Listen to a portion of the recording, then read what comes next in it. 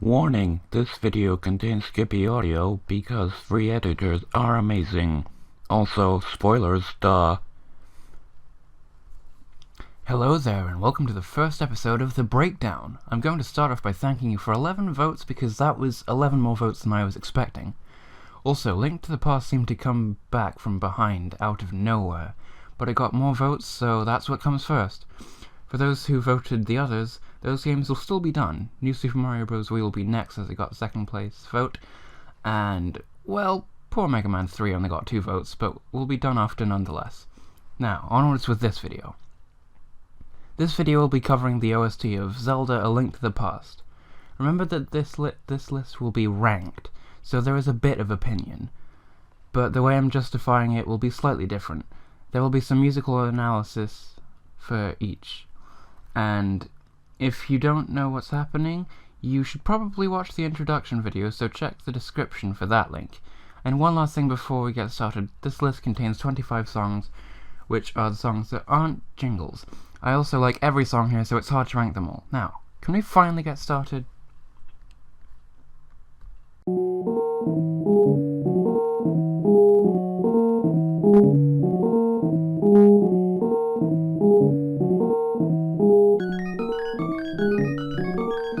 Number 25, Fortune Teller. This is probably one of the oddest songs in Zelda music, but it's still effective. The Fortune Teller gives you hints for what to do, claiming you look like you have a good fortune, and asking for money for hints. The theme is also used for a few shops.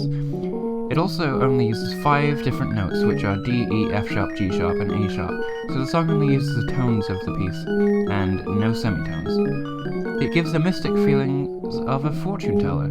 The reason it's the lowest, something had to be there, and I felt like this one lost the Zelda feel to it, and breaks up the rest of the smooth music in a way.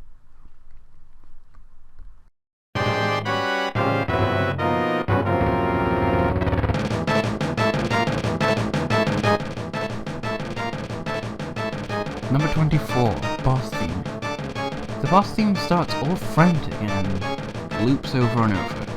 It's a good short loop for a boss theme, but I wish that wasn't the only part of it, especially since it's used for, I think, 12 different boss fights. As I said, it's all suitable for a boss theme, but it's just far too repetitive. As a boss theme, the use of notes outside of the key makes a good effect for it.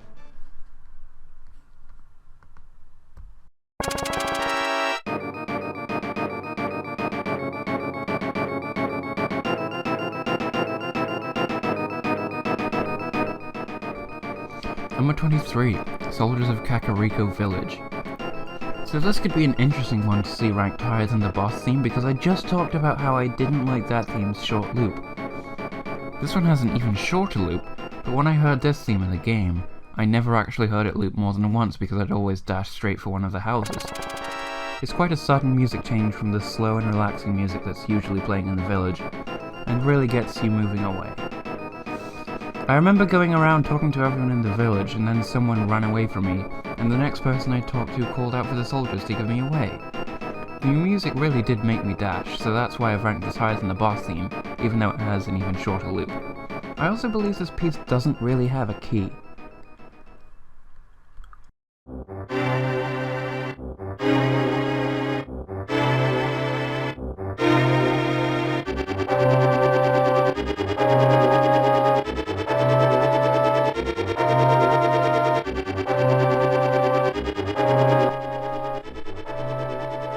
Number 22, Time of Falling Rain. Interesting theme to put low on the list. It does open out the same as the prologue, but stays with just the opening of it, with a couple of instrument changes and also a small bit in a different key, or maybe just with different chords. This is the first song you hear when you're in control of Link, but I don't think it's the best song to make you want to play the game. I may be alone in thinking that though. It suits the stormy theme as it is raining, and it does in some ways give you a mysterious effect by making you want to go after Link's uncle, who has told you not to leave the house. Naturally, you're supposed to leave the house.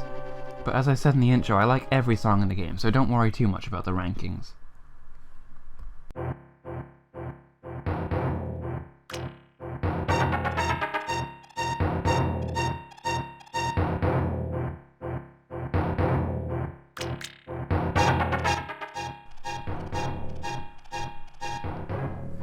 Number 21, Cave Theme. If I ever went into a cave and was made to find my way to the other side, I would probably have this theme playing in my head. It's very spooky, and the drive of having a high clash chord played on every beat does make you just a little bit uncomfortable. I also like how there's a little splash sound added in the background in time with the music to make the small percussion section of this piece alongside the timpani sound. This piece is actually done quite well in my opinion, and I don't particularly mind the short loop in it, although I do sometimes wish the theme was slightly less frequent, or perhaps there could have been another cave theme, but it's well written.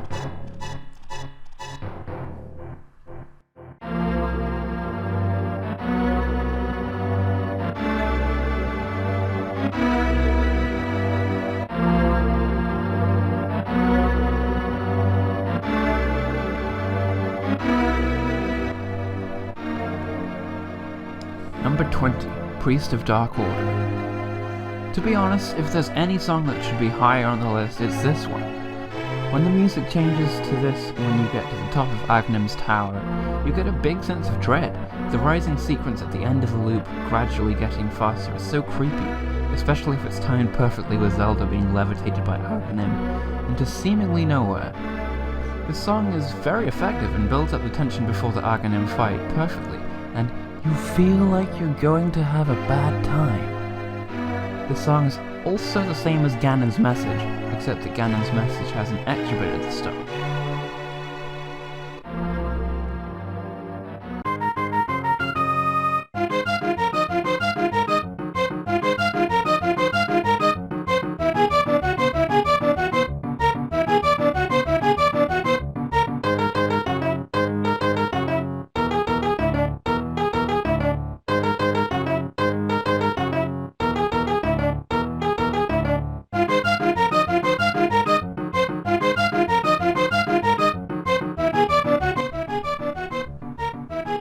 Number 19, Guessing Game.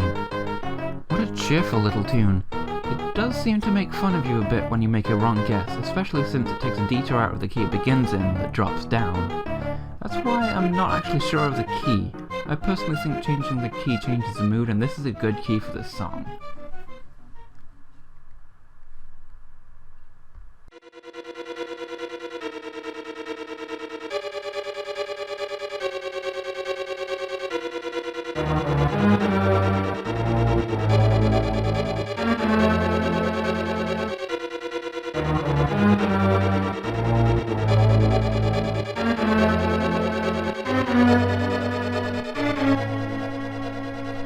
Number 18, Dark World Dungeon. Another very spooky song, but I also got bored of this one, especially since I spent close to an hour, if not more, in the later Dark World Dungeons. Yeah, I'm bad. This music played in all 7 of the Dark World Dungeons, plus Ganon's tower, and I sort of wish the final tower had different music, but oh well. I don't think that this piece has a key because the notes change through several different chord sequences.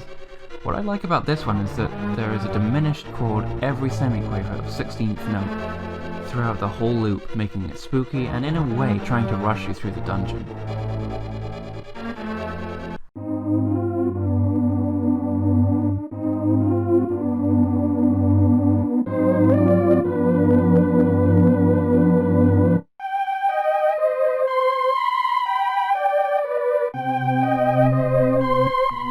Number 17, The Sanctuary. The clever thing about this song is that it uses what seems to be a SNES replication of a choir. Although it does have a couple of problems. If it is meant to be a choir, those high notes are incredibly unrealistic to reliably sing, although less so to hit in general. And they're also not the nicest on the ears. But when you enter the Sanctuary from the secret passage from Hyrule Castle, it does give you a sense of relief and safety that you're probably looking for, and Zelda is safe. For now.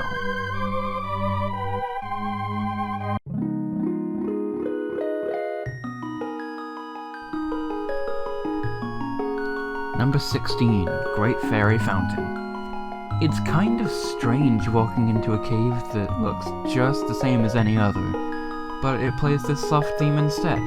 However, aside from the beginning of the Fairy Fountain theme, you'll recognize this from the file select of the game. I think it's clever how they use this for the file select as well, because before you start the game, you hopefully feel ready for the adventure with some new life for the game. The fairies give you your life back. It's just a soft tune for something that some of us had to use far too often throughout the game. Yeah, I definitely didn't suck that much. Also, just in case there's anyone that thinks I've got the key of the piece wrong, the reason I think it's F sharp major is because of the notes generally used. I believe there's only one bar where the F sharp is the root in the whole loop, but I do think it's the main bar of the loop, if you will. This was a good key to choose because of the 6 sharps in the key signature, so it sounds brighter.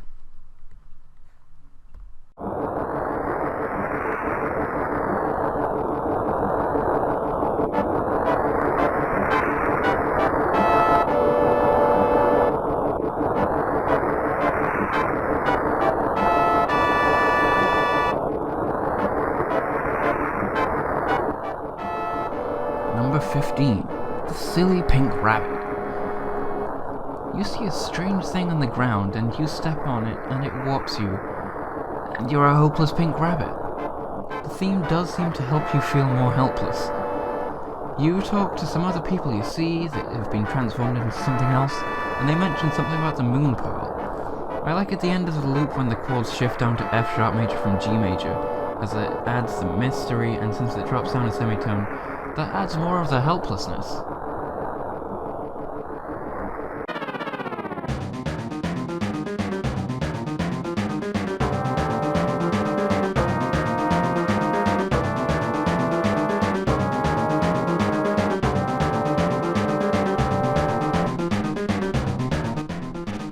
Number 14. Ganon Battle. A very frantic final battle. If I've counted correctly, this piece is in 14/8 timing, which I have never heard used anywhere else, so it's unique in that respect. The snare beat on every quaver or eighth note is what makes it so frantic, and the timpani sounds let you know you've met your doom. Overall, this is a lot better than the regular boss theme, and does a very respectable job of letting you know that you're at the final boss. Oh, and stop teleporting around, Ganon, you giant pig-faced freak. I couldn't even say that properly because I was saying that.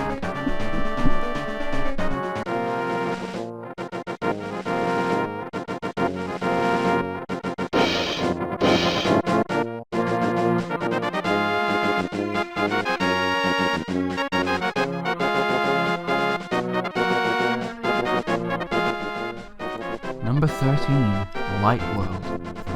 The main theme earns a solid middle spot, but a lot of people will regard this as too low on the list. Once you exit the sanctuary, you hear this tune begin to play, and players back in the day were probably hit with a wave of nostalgia as this happened.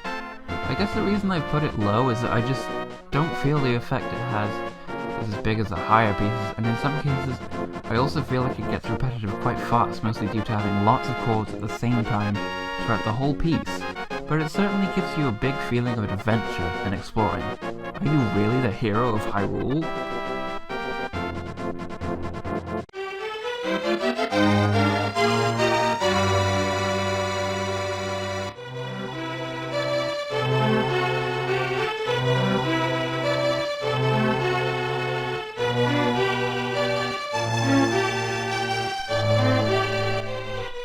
Number 12. Princess Zelda's Rescue. This is definitely a good introduction to Princess Zelda, and it gives you a very satisfying feeling of victory in the intro of the song. Unfortunately, not many people hear the song in its full length in the game, because it only appears in one place in the game. Please correct me if I'm wrong. And quite often people skip through the text boxes in it. Even people who read the text boxes don't tend to hear the full length of the song. The theme also later became a famous and iconic Zelda tune known as Zelda's Lullaby.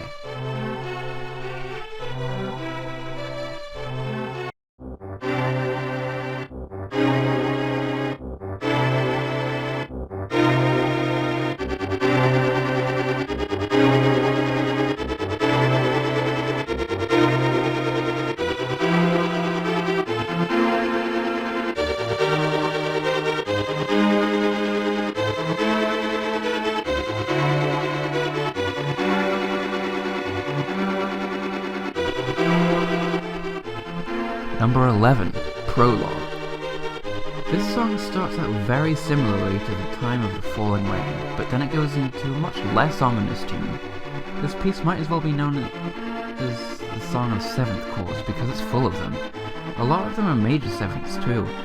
This was certainly a worthy introduction to an amazing game, and I like how the timing changes to 3 after the lighter 7th chords kick in. Now, next up, the top 10.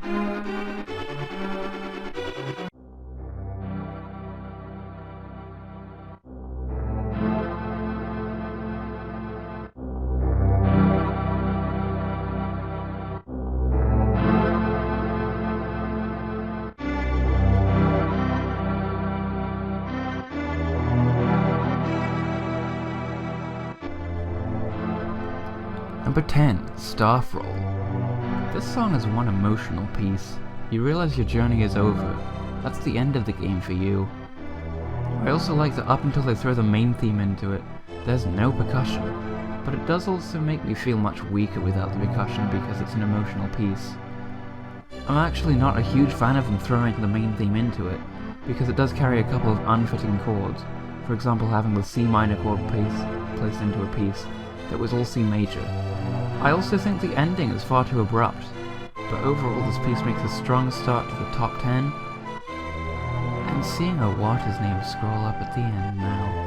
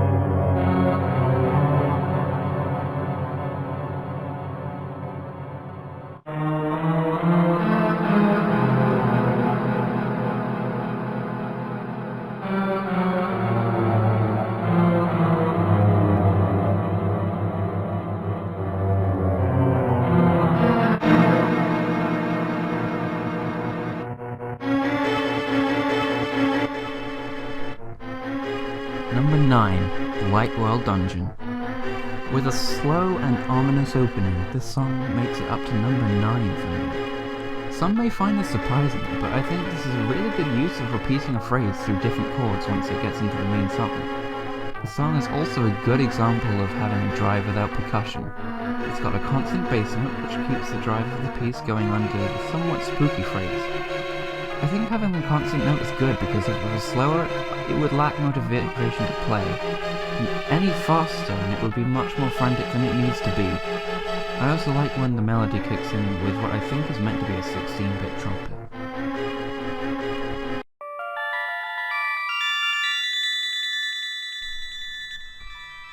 Number 8. Crystal Theme. The instrument used in this piece over the top the whole time is a very suitable instrument, because it sounds so crystal-y? Anyway, it's the same tune as Rescuing Zelda from the beginning of the game, but arranged slightly different. In terms of preference, I like Zelda's Rescue better, but this one is more effective. It's a reward from beating the boss and good music to have in the background while the Maidens talk to you about becoming a true hero and blah blah blah blah blah blah blah. They did cut out the end of the loop in this song, but unfortunately you never really hear that during Zelda's Rescue.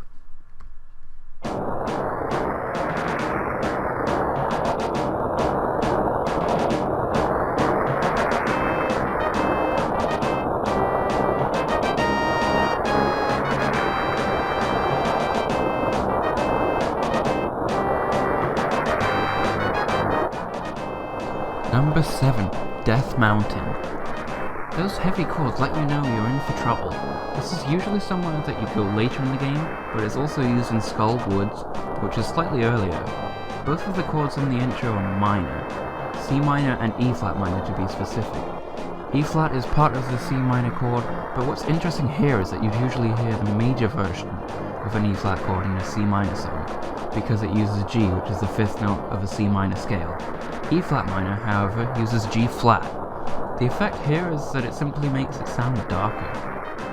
The bridge has an interesting softer tone, and it opens with a C major chord, which contrasts with earlier, before transitioning into F minor.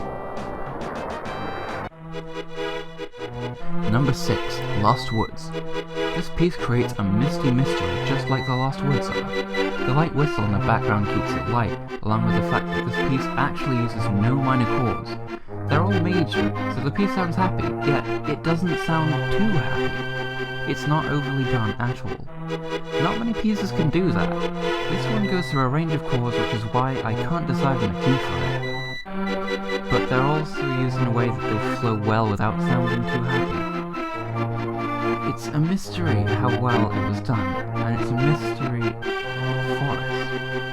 I always feel like the Master Sword is part of the song as well, probably because of smooth groove. So why not, let's add the Master Sword.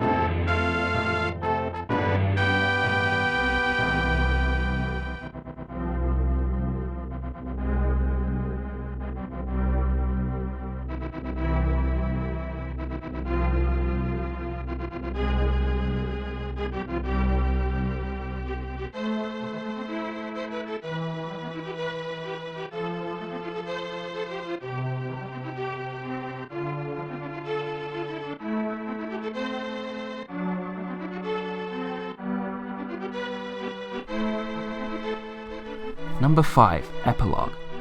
This is a very triumphant piece. It brings a few elements of other songs from the game, and I also feel like the beginning sounds like it would be in a Final Fantasy. Towards the end there seems to be a hint of the Super Mario Bros. 2 ending theme. One of the things that I think is most ingenious about this piece is a hint of one particular song, the Prologue. The Prologue seems to be hinted in the Epilogue, but in major instead of minor. Koji Kondo very cleverly linked the pieces of music together at the start of the game and at the end of the game. Also, this piece shifts into F major soon before the end of the piece. shifts it to sound more triumphant. With a grand ending to the piece, you feel accomplished. Although, you're about to feel sad because the credit scene will play soon after.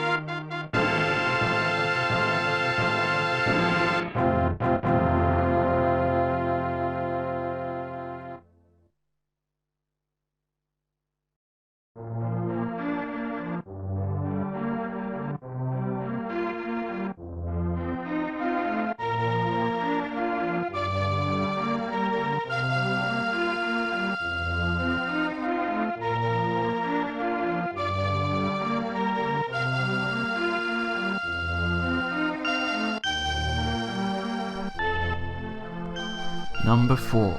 Kakariko Village. Here's some very calm and relaxing music between the rush of the adventure. It makes Link's house feel properly at home, and it makes being in the village such a happy experience. That's another reason why I think the Soldier's theme is effective, since it suddenly bursts through the peacefulness. But back to this piece, I like the arpeggio scales the strings do in the background, giving the piece its nice flow just like the gentle breeze in the village. The flute voice, or whatever it may be, makes a high-pitched but soft melody over the top of the strings when it appears, which can make you fully appreciate the calm day in the village. In the Dark World, this is the village of outcasts, but here you don't have to worry. And now it's time for the top 3.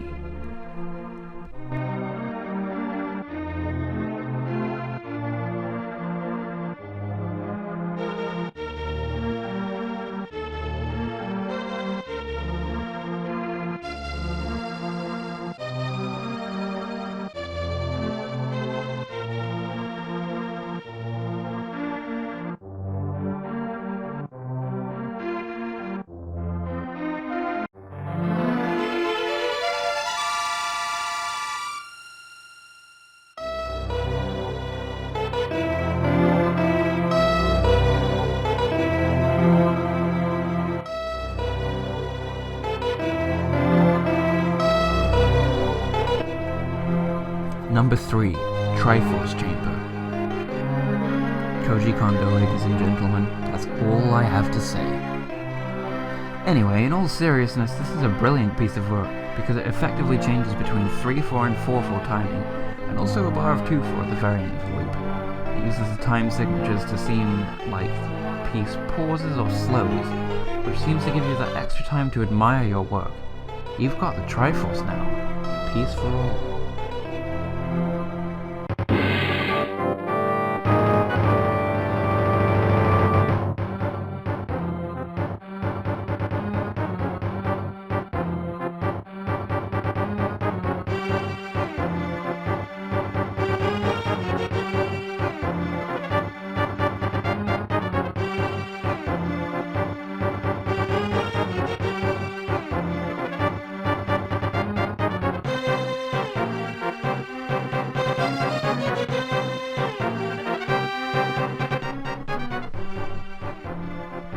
Number 2, Hyrule Castle. Ah yes, the grand opener to the game. After Link follows his uncle just like he was told not to, his uncle decides Link could be useful and tells him to go to the castle to save Zelda. Upon entering the castle, hearing that opening makes such a big impact, and while it's great in making you want to keep going with its ability to fill you with determination, it doesn't hesitate to let you know that you're doing a very dangerous job. You're going to save the princess, but actually you're stealing her from the castle. You've got to go underground and test your sword and shield, and fend off the guards on your way to Zelda. The theme of the castle still plays in the sewers in the secret passage on the way to the sanctuary, but there's one more song that I think does an even better job with how effective it is.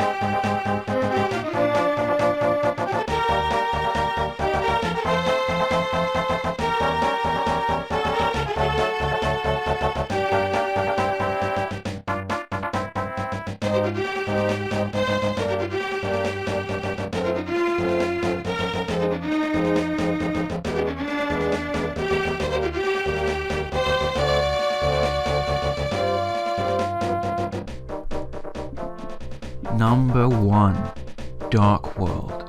Yes, Dark World. It probably seems like a generic pick, since it's such a popular song and it's well known, and it's listened to by plenty of people when they don't even play the game.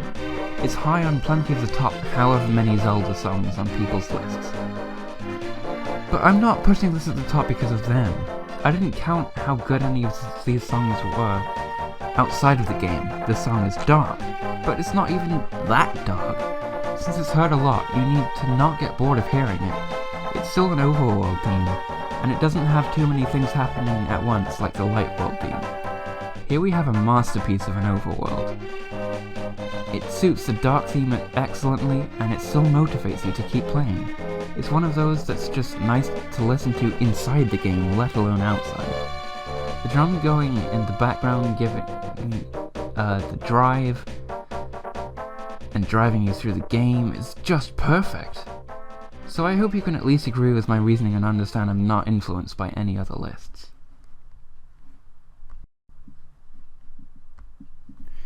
Well, that's the list done. Sorry it took so long. Of course, I will still be doing New Super Mario Bros. Wii and Mega Man 3 in the order that they were voted.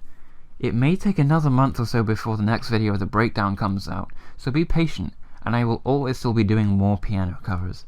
That's it for now, so don't forget to check out my other videos too, and subscribe if you want more of these.